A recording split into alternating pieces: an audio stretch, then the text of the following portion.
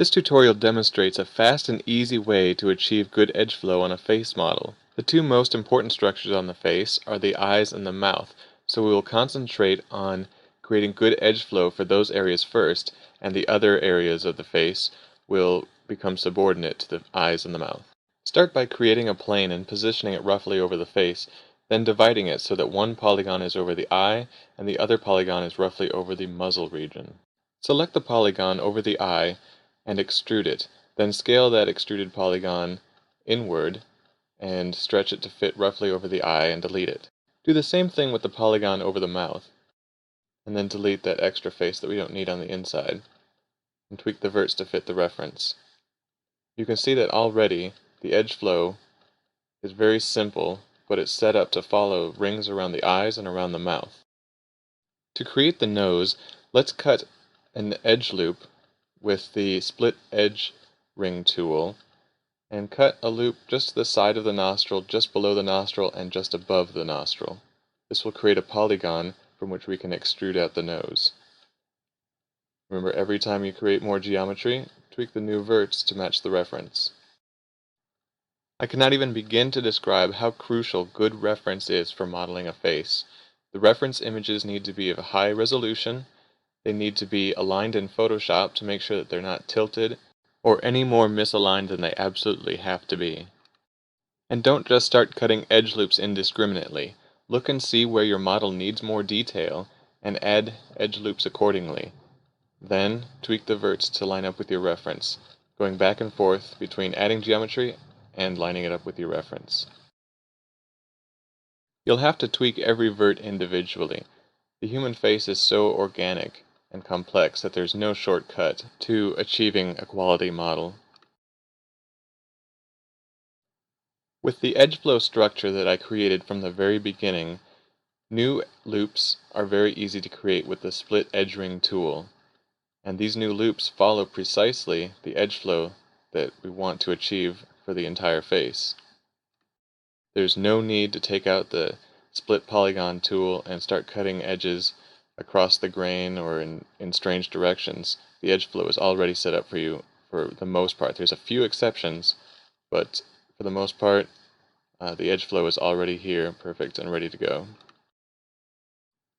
Now let's create that nose. Select the face that's directly over where the nose should be and extrude it outwards and tweak those verts till they line up roughly with the nose. And then let's select that polygon underneath the nose and extrude it inwards to create a cavity for the nostril.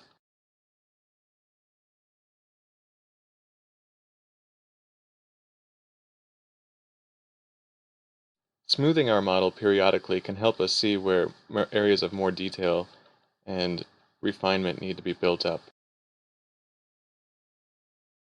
Here's one exception to the rule that I was talking about before. We're going to recut the edge flow just a little bit along the center line of the face as to avoid 6 pointed stars at the center line of the face.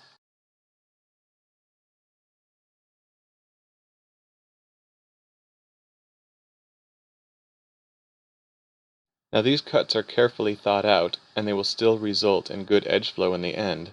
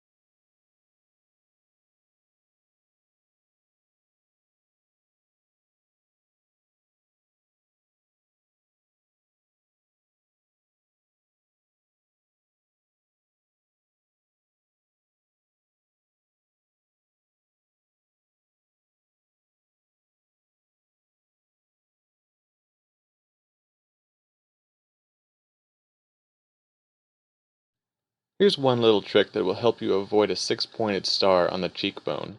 Extrude out the edges around the jaw and merge the top vert that you create with the vert at the corner of the eye.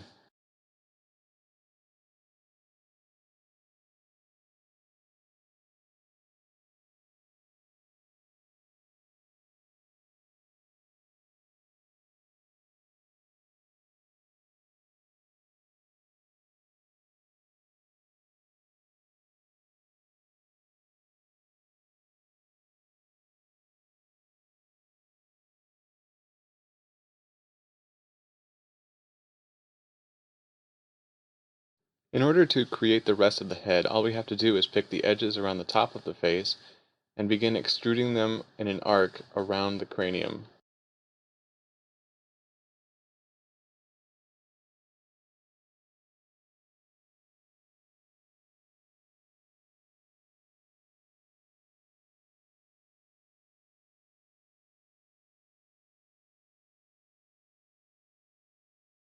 The last really big structure of the head and neck is the sternomastoid muscle, that muscle that runs from just under your ear down to your collarbone and sternum.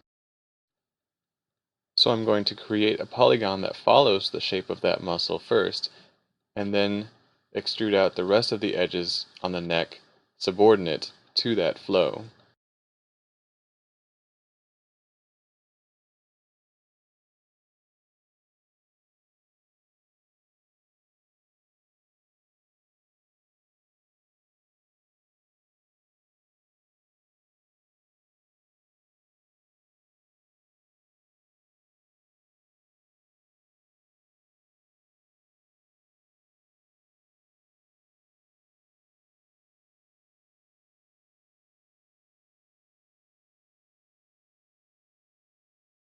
Everything that I'm modeling for this tutorial is to help you understand how to model a general human face.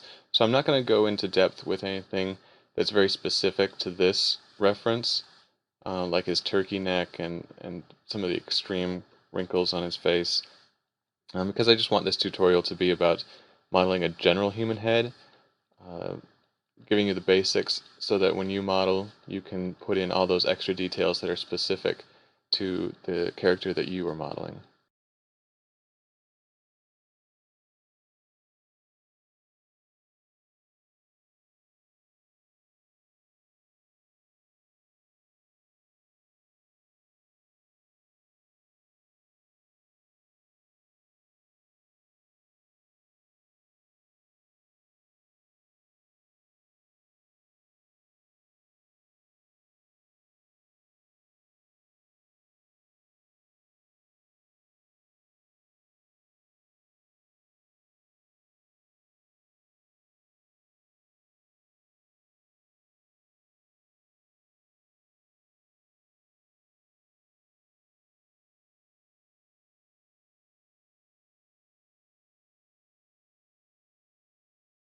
From here on out, it's pretty much a process of observation, really looking at your reference, then comparing it to your model, seeing where it needs improvement and tweaking, and going back and looking for more things to fix.